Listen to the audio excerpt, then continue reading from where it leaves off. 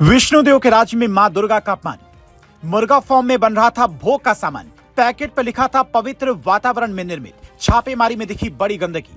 मोदी रखते नवरात्रि का व्रत, उससे पहले ही आई ऐसी तस्वीर, कहेंगे नहीं मिलेगी माफी। नवरात्रि का त्योहार आता उससे पहले ही छत्तीसगढ़ से ऐसी खबर सामने आई जिसने 100 करोड़ हिंदुओं की आस्था को चोट पहुंचाई है। ये बात तिरुपति बालाजी के प्रसाद में मिलावट से भी बड़ी है, क्योंकि यहाँ बात प्रसाद में मिलावट की नहीं बल्कि प्रसाद बनने की जगह की है।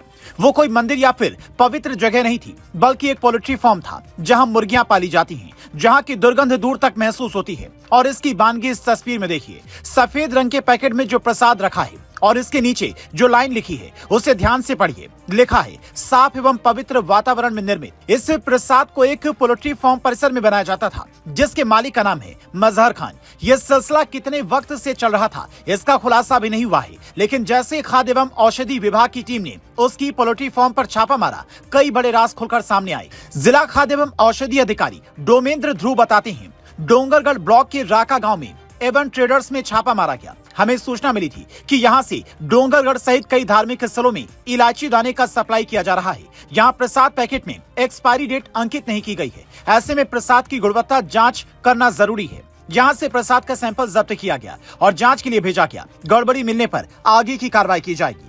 पोल्ट्री फार्म वाली बात डोमेंद्र ध्रुव अपने बयान में नहीं बताती हैं, लेकिन एक हिंदी वेबसाइट द सूत्र बाकायदा इसी हेडलाइन के साथ खबर प्रकाशित करता है कि मुसलमान के पोल्ट्री फार्म में बन रहा था।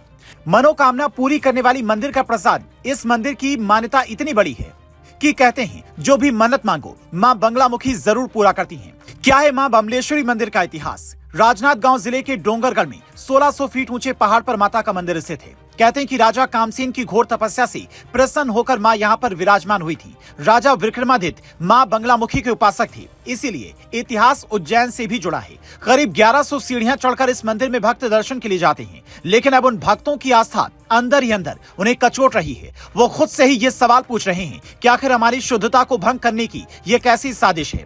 पहले आंध्र प्रदेश के पवित्र तिरुपति मंदिर के लड्डू में चर्बी वाली घी का मिलाया जाना और अब छत्तीसगढ़ में इस तरह की खबर सामने आना, क्या यह इशारा कर रही है कि हर मंदिर के प्रसाद की जांच होनी चाहिए? राजनांदगांव के आसपास के मंदिरों में चढ़ने वाले भोग की जांच की मांग जितनी तेजी से उठ रही है, उतनी ही तेजी से इस बात की मांग भी उठ रही है कि मंदिरों में सूखे प्रसाद का भोग लगाया जाए। ये मांग कई साधु संत लंबे वक्त से उठा रही हैं, लेकिन ये सोचकर ही हैरानी लगती है कि जिस राज्य के मुख्यमंत्री का नाम विष्णुदेव हो, उनके राज्य में मजहर खान जैसे लोग मां दुर्गा का ऐसा अपमान करते हैं और फिर योगी की तरह उनका कोई धाकड़ रिएक्शन सामने नहीं आता है। अगर पोल्ट्री फार्म में प्रसाद बनने की बात सच है तो फिर एक्शन ऐसा होना चाहिए कि एक नहीं बल्कि 7 पीढ़ियां याद रखें। ऐसे लोगों को आपके हिसाब से क्या सजा मिलनी चाहिए, ताकि तिरुपति और बमलेश्वरी मंदिर के बाद किसी और मंदिर में कोई ऐसा करने की हिमाकत ना करे।